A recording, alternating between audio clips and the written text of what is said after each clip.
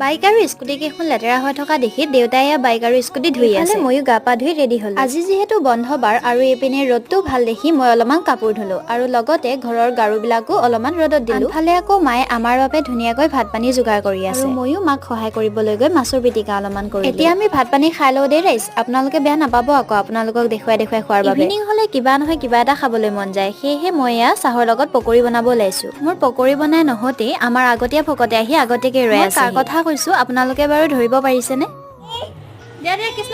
মই এই কণমানিজনীৰ কথাই কৈছিলো। দেখিছেনে বাৰু তাই কিমান সংস্কাৰী ছোৱালী। এতিয়া আকৌ মানুহজন আৰু ভাইটিয়ে মিলি মোক লিফাফা বনোৱাত সহায় কৰি দিছে। কাইলৈ যিহেতু মোৰ অফিচৰ স্পীড পোষ্ট এটা কৰিব লগা আছে, সেয়েহে দুইটাই মোক লিফাফা বনাই দি আছে। এইটো চিঠিখন দেখিছেনে? এইটোত মই মোৰ গাৰ্লফ্ৰেণ্ডলৈ চিঠি এখন পঠিয়াম। এইপিনে আকৌ কণমানিজনীয়ে বেলুন কেইটা লৈ কুকুমা কুকুমাকৈ ডান্স কৰি আছে। আজিলৈ ইমানতে সামৰিছো, বাই।